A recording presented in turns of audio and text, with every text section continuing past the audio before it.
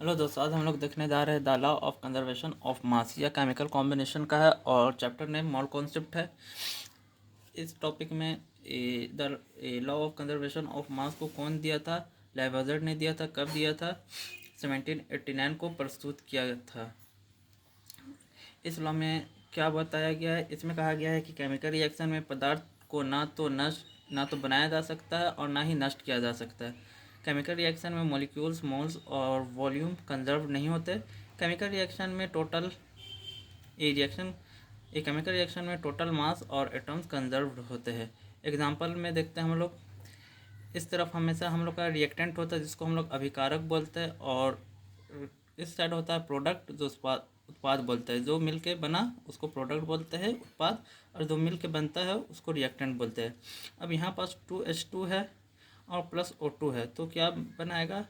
2H2O बनाएगा, यानी 2 mole of water. अब यहाँ पर देखिए,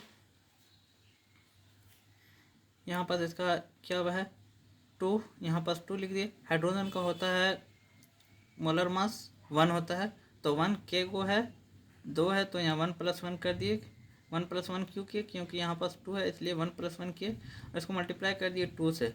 तो हमारा कितना आ जाएगा? 2 को मल्टीप्लाई 1 से करेंगे तो 2, और फिर 2 को मल्टीप्लाई 1 से करेंगे तो 2 आएगा, तो इसको ऐड करेंगे तो 4 हो जाएगा। और ऑक्सीजन का होता है 16।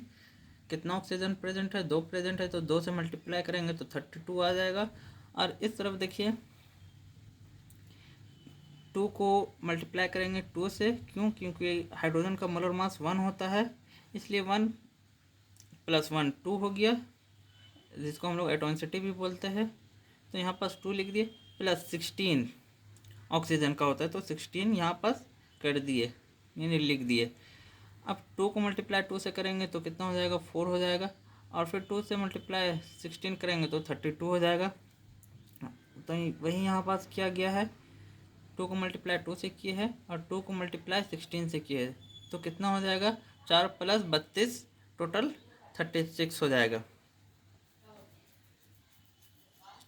ठीक है, तो यहाँ पर जो मास निकल के आया वो हमेशा क्या आया? 36 इधर भी आया, 36 इधर भी आया, तो मास इसका कंजर्व्ड हो गया, यानी कि ना लॉस हुआ ना गेन हुआ। ठीक है, ऐसे भी आप लोग देख सकते हैं। H2O का होता है मोलर मास 18, तो 2 से मल्टीप्लाई कर देंगे तो 36 हो जाएगा। ऑक्सीजन का होता है 16, तो 2 से मल्टीप्लाई कर देंगे 32 हो जाएगा। हाइड्रोजन का होता है 1, मगर यहाँ 2 हाइड्रोजन प्रेजेंट है, तो 2, और 2 को मल्टीप्लाई 2 से करेंगे तो 4। अब इस टॉपिक पर बेस्ड 2 क्वेश्चन देख लेते हैं हम लोग।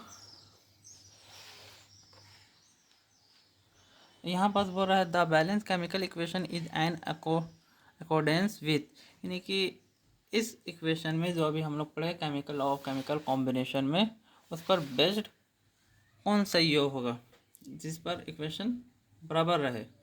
तो कौन सा हो जाएगा हमारा? The law of conservation of mass. Balanced chemical equation को हम लोग रिएक्शन बोल सकते हैं, इसको केमिकल को भी हम लोग रिएक्शन बोल सकते हैं। तो क्या बोल रहा है? बैलेंस्ड रिएक्शन, यानी कि A + B कुछ रिएक्ट किए, बना C। ठीक है, तो क्या बोल रहा है? अगर A का हम लोग 1 ग्राम रखते हैं और इसका भी 1 ग्राम रखते हैं, तो इसका कितना बनेगा? 2 ग्राम बनेगा। तो वही बोल रहा है बैलेंस्ड होना चाहिए। देखिए यहाँ पर लिखा हुआ a balanced chemical reaction is accordance. तो किस में बैलेंस रिएक्शन होता है? तो हमारा किस में होता है? Law of conservation of mass में। अब ऐसे ही एक क्वेश्चन है, इस क्वेश्चन में 5 ग्राम ऑफ हाइड्रोजन है जो रिएक्ट कर रहा है ऑक्सीजन का साथ, और 30 ग्राम वाटर है। तो apply the law of calculated how much oxygen is required, यानी इस क्वेश्चन में law of conservation of mass को लगाकर हमको पता करना कि ऑक्सीजन का कितना ग्राम लगा। तो सबसे पहले क्या दिया हुआ है? हाइड्रोजन दिया हुआ है, तो यहाँ पास हम लोग हाइड्रोजन लिख देते हैं। और क्या है? ऑक्सीजन है, रिएक्ट कर रहा है मतलब रिएक्टेंट साइड होगा, तो यहाँ पास हम लोग ऑक्सीजन लिख देते हैं। क्या बना रहा है? वाटर बना रहा है। कितना वाटर बना रहा है? अच्छा, वाटर पहले लिख देते H2O। अब देखिए हाइड्रोजन कितना था, हाइड्रोजन था हम लोग का 5 ग्राम, तो यहाँ पास 5 ग्राम लिख देते हैं। ऑक्सीजन हम लोग को पता करना है, apply the law of calculated how much oxygen, तो हम लोग यहाँ पास ऑक्सीजन लिख देते हैं। ऑक्सीजन पता करना तो नॉर्मल ऑक्सीजन ही लिख देते हैं हम लोग।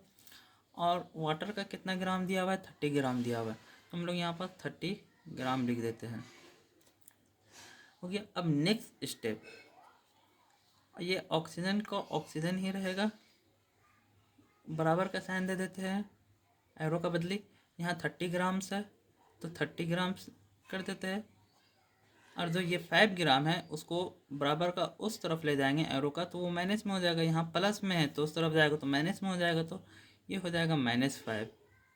तो ऑक्सीजन कितना हो जाएगा, 25 ग्राम। तो हम लोग को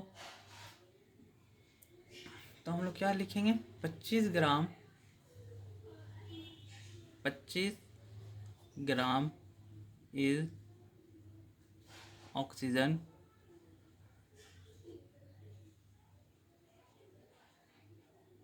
रिक्वायर्ड।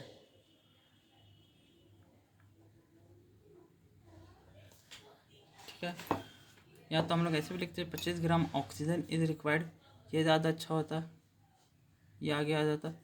तो ठीक है, कैसा लगा क्लास, थैंक यू।